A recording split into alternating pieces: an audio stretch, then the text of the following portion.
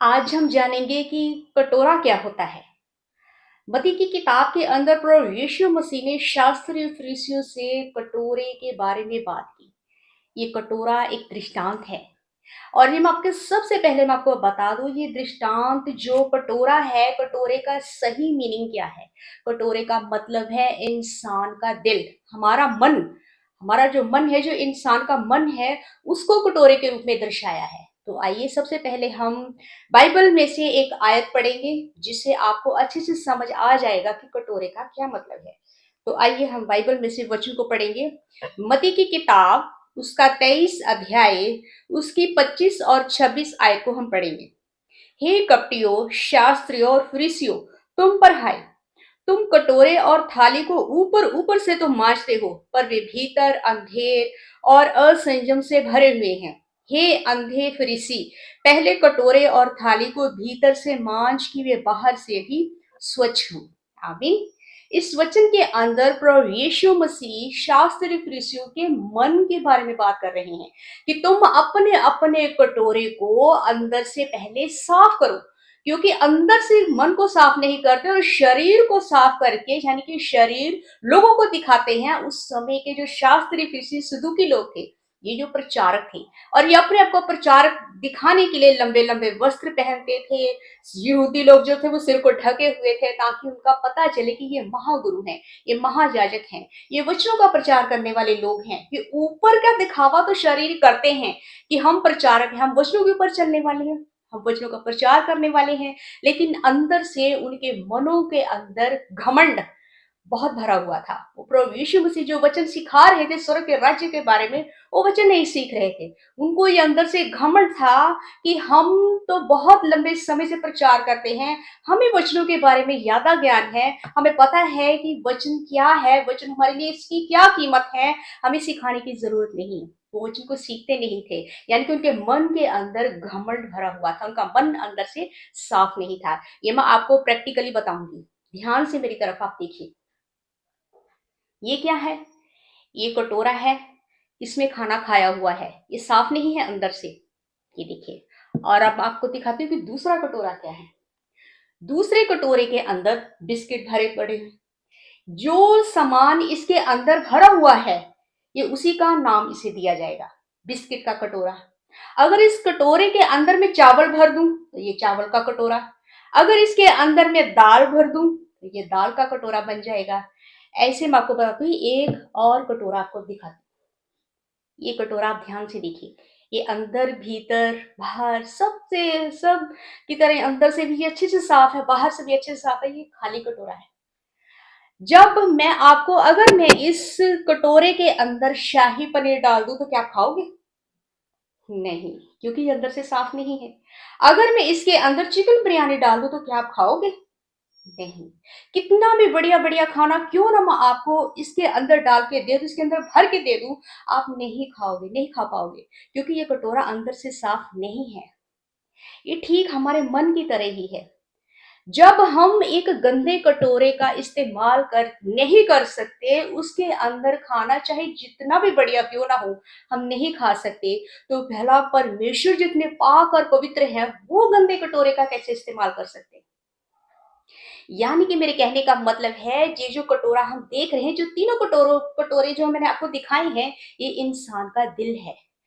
हमारे अंदर अगर घमंड भरा हुआ है, हमारे अंदर सत्य वचन नहीं है, हमारे अंदर भविष्यवाणियों का वचन नहीं है, हमारे अंदर प्रकाशित वाक्य का वचन नहीं है, हमारे अंदर प्रभु यीशु मसीह की शिक्षाएं नहीं है, तो जब हमारे अंदर ये है ही नहीं, हम अपनी मर्जी से अपने जीवन को गुजारते हैं, हमारे अंदर पाप भरा हुआ, हमारे मन के अंदर इतनी गंदगी भरी हुई है, हमें ज्ञान का घमंड है, हमें इस बात का घमंड है कि हमने बाइबल को अच्छे से पढ़ा हुआ है, हमें बाइबल के ज्ञान के बारे में बहुत पता है, हमें वचन बहुत अच्छे तरीके से जानते हैं, हमें तुमसे वचन सीखने की कोई जरूरत नहीं है। यानी कि सामने वाला अगर आपको वचन बता रहा है, तो आप एक प्रचारक हो, तो प्रचारक कलीसिया से वचन सीखता ही नहीं। वो कहता है मैं प्रचारक हूँ, उसे घमंड है, मैं प्रचारक हूं, मुझे आता है वचन, मुझे पता है कि वचन क्या है, तुम मुझे वचन मत सिखाओ।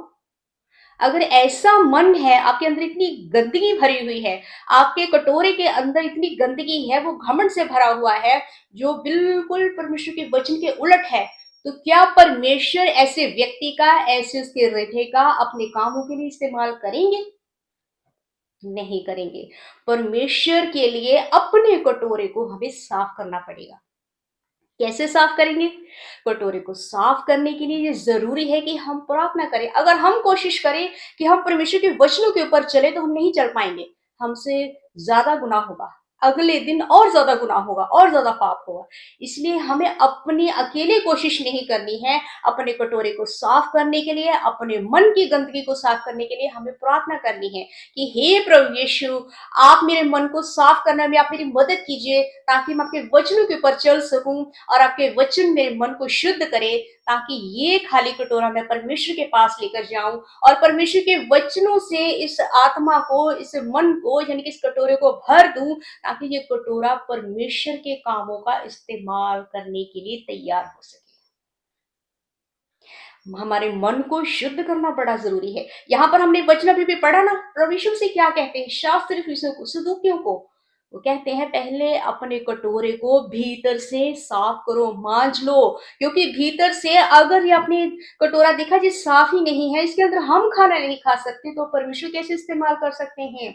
इसी तरीके से हमारा मन रूपी कटोरा जो है, अगर वो ही साफ नहीं है, उसके अंदर वचन के उलट चलने वाले पाप, घमंड, ईर्ष्या, जलन, झगड़ा, ऐसी चीजें भरी पड़ी है, तो ये कटोरा कभी भी परमेश्वर के काम का नहीं है। ये परमेश्वर कभी इसका इस्तेमाल नहीं करेंगे। परमेश्वर हमेशा पाक और पवित्र हैं और इसीलिए वो पाक और पवित्र कटोरे का ही इस्तेमाल करते हैं अपने कामों के लिए। सबसे पहले हमें अपने अंदर के घमंड को दूर करना है। अपने अंदर की जो कमियां हैं, वो परमेश्वर की आत्मा के मदद से हमें उन कमियों को ठीक करना है। सारी गंदगी को बाहर निकालना है और अपने कटोरे को साफ सुथरा करना है।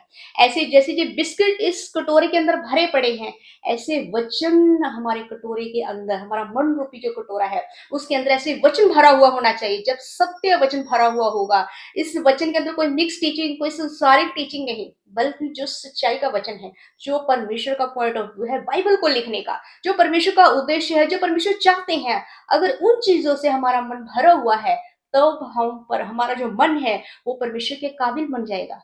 तब हमारा मन परमेश्वर इस्तेमाल करेंगे, तब हमें इस्तेमाल करेंगे अपने कामों को पूरा करने के लिए। अपने इस्तेमाल के लिए अच्छा कटोरा, साफ सुथरा कटोरा परमेश्वर को चाहिए। इसीलिए जब हम वचन का प्रचार करना है, जब हम चाहते हैं कि हमारा जो जीवन है, मैंने अपना जीवन परमेश्वर को दे दिया और मैं चाहता हूँ या चाहती हूँ कि मैं परमेश्वर के कामों को करूँ, परमेश्वर मुझे जो भी सेवकाई देते हैं, मैं उस सेवकाई को करूँ, परमेश्वर के वरदानों को मैं चाहती हूँ कि मुझे मिले, ताकि मैं परमेश्वर के कामों को पूरा कर सकूँ।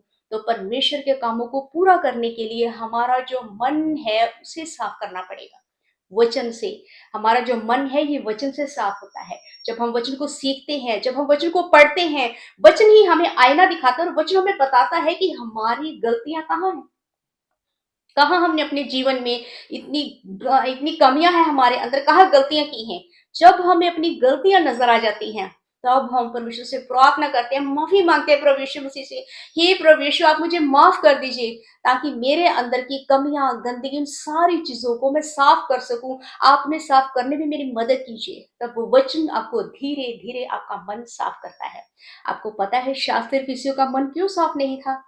वो भी तो मूसा की व्यवस्था के अकॉर्डिंग चलने वाले थे। वो तो मूसा के नियम को बड़ा सख्ती से उस वचनों का पालन करते थे और लोगों को भी पालन करना सिखाते थे। उनके अंदर क्या कमी थी? उनके कटोरे गंदे क्यों थे? उनके कटोरे इसलिए गंदे थे क्योंकि वो जब नैतिक शिक्षा और इतिहास, इसको तो हर कोई पढ़ सकता है, उसकी शिक्षा भी हर कोई दे सकता है, लेकिन जो भविष्यवाणी थी प्रभु यीशु मसीह के जन्म के बारे में, उन भविष्यवाणी को उनको जब समझ में नहीं आ रहे थे, वो पवित्र शास्त्र पढ़ते थे, लेकिन उनको जब ये भविष्यवाणी समझ नहीं आ रही थी, तो वो अपनी बुद्धि से, अपनी समझ का सहारा लेकर उन वचनों को पढ़ते थे और उन वचनों को ऐसे ही अपनी बुद्धि से बनाए हुए वचन से ही वो लोगों को भी समझाते थे।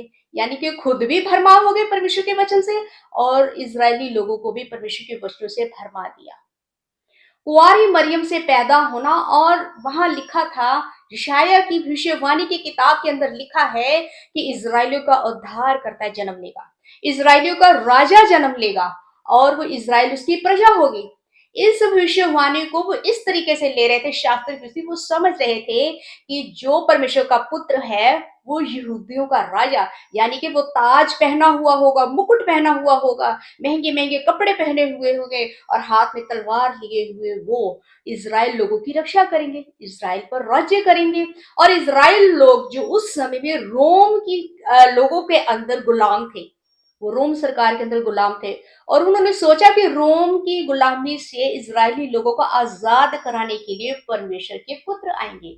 ऐसी उनकी मन की धारणा थी ये, और ऐसी गलत धारणा से वचन का प्रचार किया, खुद भी ऐसे ही समझ रहे थे। भविष्यवाणी पूरी हो चुकी है, प्रभु यीशु मसीह शास्त्री फरीसियों के सामने खड़े थे और वो बता रहे थे कि जिसकी तुम बाट जोह रहे हो वो तुम्हारे सामने खड़ा है, परमेश्वर का पुत्र तुम्हारे सामने है। वो इस बात पर विश्वास ही नहीं कर पा रहे थे, वो किया ही नहीं, कहा नहीं, ऐसा नहीं हो सकता। वो अपने मन की धारणा के ऊपर विश्वास करते थे, यानी कि अपने झूठ के ऊपर विश्वास करते थे। ऐसे ही आज के समय में भी हो रहा है। आपको पता है, प्रकाशित वाक्य का जो प्रचार करते हैं पास्टर लोग, वो गलत तरीके से करते हैं, क्योंकि उनको भविष्यवाणियों के बारे में पता नहीं है, क्योंकि उनके अंदर जो वचन लिखा है वो दृष्टांतों में है, प्रकाशित वाक्य के अंदर। और दृष्टांतों का समझ में ना आने के कारण वो अपनी बुद्धि से ही वचन को समझाते हैं, खुद भी भटक रहे हैं परमेश्वर के वचन से, और जो पास्टर लोग हैं वो लोगों को भी भरमा रहे हैं, वचन से दूर कर रहे हैं। और ये झूठ उनके अंदर जो आ रहा है, यही झूठ है कटोरे की गंदगी। और जिसके अंदर वचन का झूठ भरा हुआ है, उसके अंदर सत्य वचन नहीं आ सकता, और सत्य वचन नहीं उसके अंदर, तो परमेश्वर उस झूठ के कारण उसे अपने कामों में इस्तेमाल नहीं करते।